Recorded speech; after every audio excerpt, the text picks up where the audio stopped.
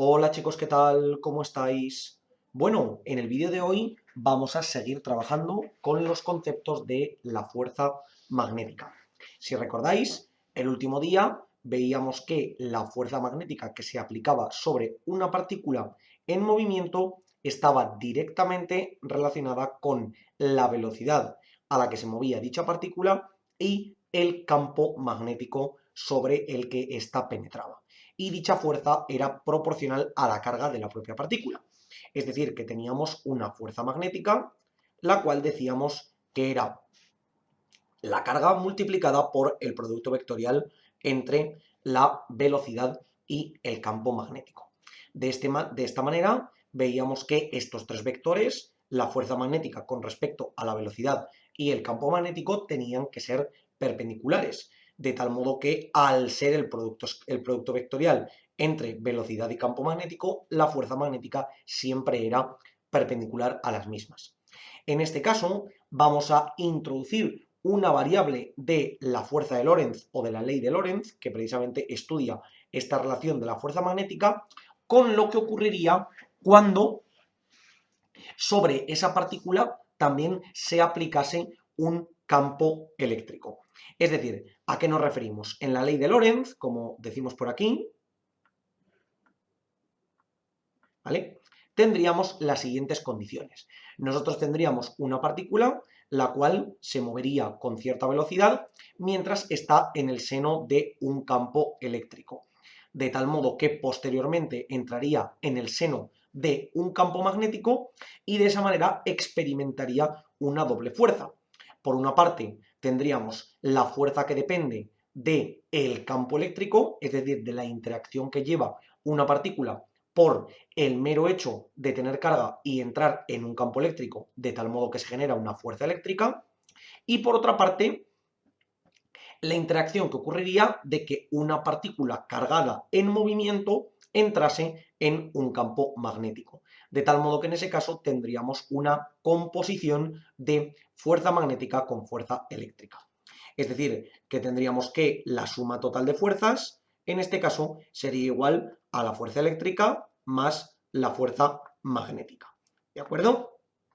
De tal modo que aquí tendríamos que descomponer cada una de ellas. Si recordamos, la fuerza eléctrica no deja de ser más que el producto de la carga por el campo eléctrico con el que estaríamos trabajando, más, en este caso, la carga por el producto entre la velocidad y el campo o inducción magnética.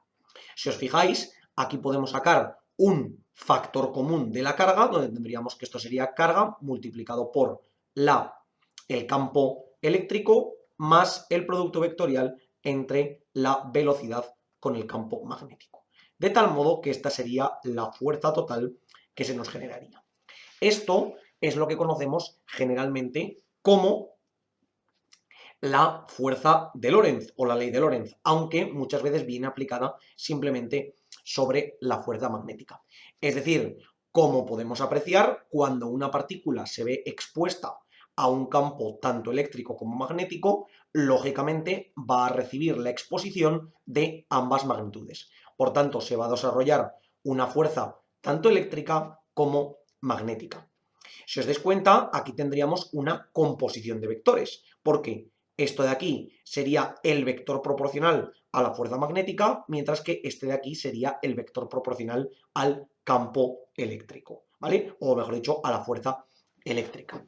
¿Qué es lo que ocurre? Que, como bien hemos dicho, al final vamos a tener esa composición de vectores donde el campo eléctrico tendría unas condiciones en general que serían E sub x, E sub y E sub z, donde cada uno de ellos podrían ser positivos, negativos o igual a cero, de tal modo que ese producto de V por B podría tener unas componentes, por ejemplo, vamos a llamarlo A sub X, A sub Y y A sub Z, ¿vale? Donde nosotros realizaríamos ese producto vectorial de V por B, que ya vimos en alguno de los vídeos anteriores, y simplemente lo tendríamos en cuenta. De tal modo que ahora nos quedaría esa composición de fuerzas, que sería el campo eléctrico más V por B, y tendríamos, tal y como lo hemos definido aquí, sería E sub X más A sub X, E sub Y más A sub Y y E sub z más A sub z.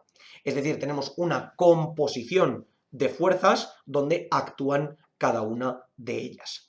En este caso se suele plantear un caso concreto que suele ser bastante estudiado, que es aquel momento en el cual la fuerza eléctrica contrarresta a la fuerza magnética.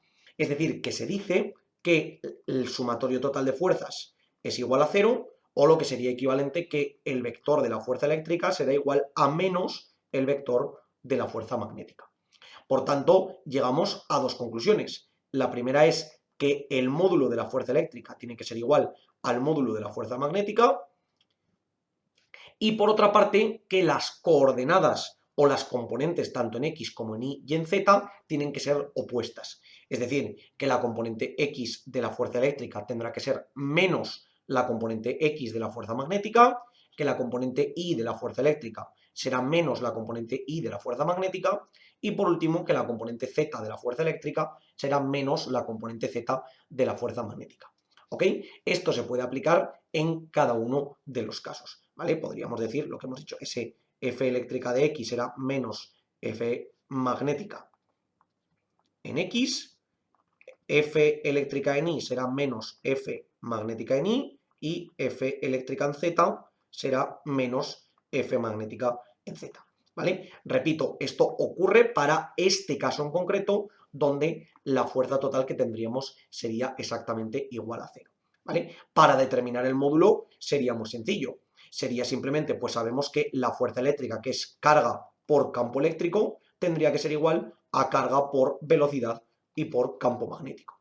Si os fijáis, puedo eliminar las cargas, de tal modo que en este caso, que la carga sea positiva o negativa no nos influye, y por tanto llegaríamos a la conclusión de que el campo eléctrico sería la velocidad por el campo magnético, ¿vale? Es decir, que aquí ya tendríamos el módulo tanto del campo eléctrico como del campo magnético. Y a la hora de determinar las componentes de la velocidad y del campo magnético, al relacionarlas con el campo eléctrico, si nos damos cuenta cómo las direcciones tienen que ser las mismas, pero tienen que ser opuestas, lo que va a ocurrir es que nosotros vamos a tener la velocidad y el campo magnético en un mismo plano. Es decir, por ejemplo, vamos a tener que esto sea, por ejemplo, la velocidad y, por ejemplo, este de aquí pudiese ser el campo magnético, de tal modo que en sentido perpendicular al mismo, y por ejemplo podríamos poner hacia arriba, saltaría esa fuerza magnética, ¿vale? Esa fuerza magnética. ¿Y qué es lo que ocurriría? Que como se tienen que compensar las fuerzas, ya que las componentes tienen que ser contrarias entre sí, lo que nos va a pasar aquí es que vamos a tener en la misma dirección, pero en sentido contrario, precisamente esa fuerza eléctrica, que es la que nos va a determinar esa estabilidad o la parte estática dentro de nuestro movimiento. ¿Por qué? Porque como ya hemos visto, repito, para este ejemplo en concreto, donde tuviésemos un caso de estática absoluta, es decir, donde la fuerza en todos los casos es igual a 0, tendríamos que primero comprobar cuáles son las componentes de la fuerza magnética y posteriormente determinarlas inversamente para la fuerza eléctrica. Por el caso contrario, podríamos verlo al revés. Es decir, podríamos plantear cuáles son las condiciones de la fuerza eléctrica según los datos que nosotros tengamos y posteriormente determinar la fuerza magnética, o lo que sería equivalente, sacar tanto el campo B como la velocidad. De nuevo, esto depende directamente de los datos con los que estemos trabajando, aunque la composición de fuerzas va a ser exactamente la misma. Así que chicos, en este vídeo hemos visto una parte muy importante de la fuerza de Lorentz, relacionándola directamente con el concepto de magnetismo y de fuerza magnética sobre una partícula en movimiento que vimos el otro día, esa relación directa que existe entre la carga por el producto vectorial de la velocidad con el campo o la inducción magnética, y de tal modo que hemos visto que cuando una partícula cargada entra en el seno de un campo eléctrico y de un campo magnético a la vez, lógicamente deberá experimentar tanto una fuerza eléctrica como una fuerza magnética. Por tanto, tendremos que la suma total, esa fuerza total que tendríamos aquí, será la composición de dichas fuerzas. por una parte la componente eléctrica y por otra la componente magnética, que como hemos podido ver se sumarán como cualquier otro vector. Estudiaremos concretamente ese caso de fuerza total igual a cero, o lo que es lo mismo, que la fuerza eléctrica y la fuerza magnética sean exactamente iguales en módulo y en dirección y con sentido contrario, donde tendremos que ver cómo determinar cada una de las componentes en el caso según los datos que nos propongan nuestros problemas. Como siempre os digo, chicos, por favor, cualquier duda, cuestión o pregunta que tengáis, dejadla en los comentarios y nosotros la intentaremos resolver. Por lo demás, muchísimas gracias por ver el vídeo, espero que os haya servido y que vaya bien.